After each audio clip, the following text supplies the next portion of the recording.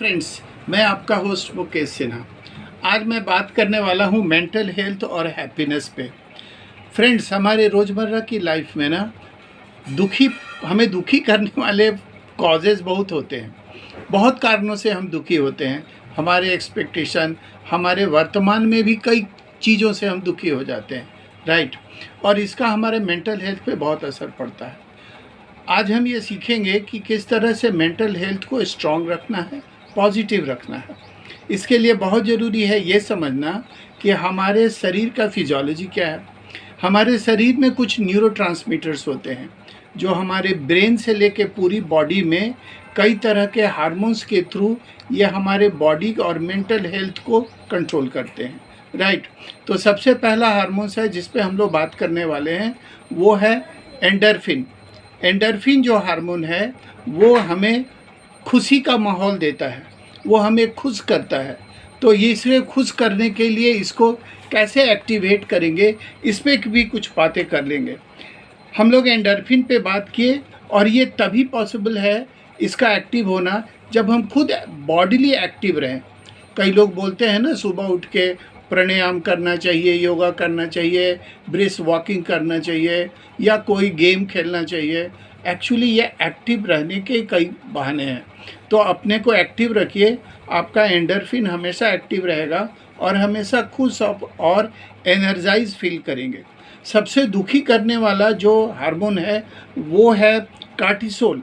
Cortisol जब हमारे body में ज़्यादा एक्टिवेट हो जाता है तो हमें आइसोलेट कर देता है, सोसाइटी से आइसोलेट, फैमिली से आइसोलेट, और हम डिप्रेशन के शिकार हो जाते हैं और कई तरह के मेंटल इश्यूज़ पैदा होने लगते हैं। इसीलिए कार्टिसोल को बढ़ने नहीं देना है और कार्टिसोल को कंट्रोल करने का तरीका भी वही है, एक्टिव रहना, पॉजिटिव सोचना। निगेटिविटी तो भरी हुई है पूरे दुनिया में, तो निगेटिविटी हम जैसे न्यूज़पेपर भी पढ़ते हैं तो निगेटिव न्यूज़ को ना पढ़ें। हम अगर कोई वीडियो गेम या वीडियो देखते हैं या कोई रील्स देखते हैं उसमें भी पॉजिटिव चीज़ें देखें, वो आपको कार्टिसोल से दूर ले जाएगा। फिर आता है डोपामिन।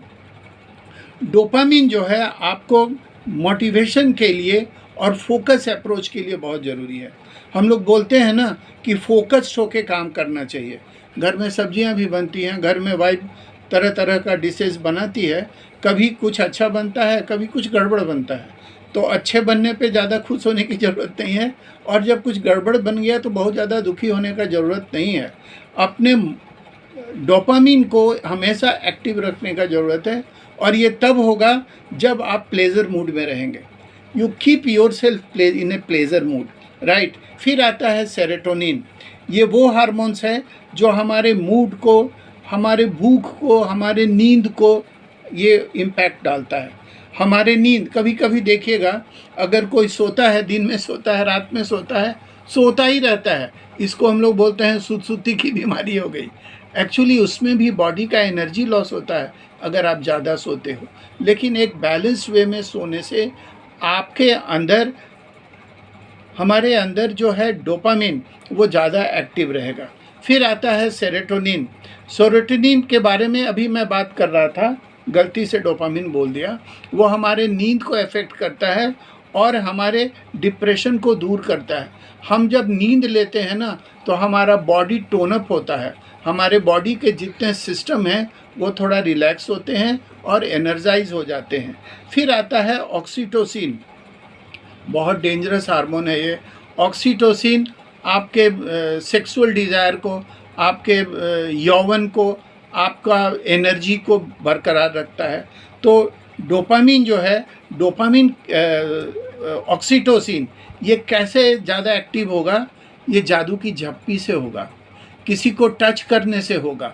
एक्चुअली जो टच करना, किसी को टच करना, किसी को हग करना या किसी को झप्पी देना, इसी से ऑक्सीटोसिन का लेवल बढ़ता है और आप अपने को ज़्यादा तंदुरुस्त और मेंटल हेल्थ और फिजिकल हेल्थ की तरफ बढ़ेंगे। फ्रेंड्स, आज हमने आपको ये बताया कि ये 5 तरह का हार्मोन्स, जैसे पहले बताया ऑक्सीटोसिन, फिर बताया एंडोर्फिन, फिर बताया डोपामिन, फिर बताया सेरोटोनिन और फिर बताया ऑक्सीटोसिन।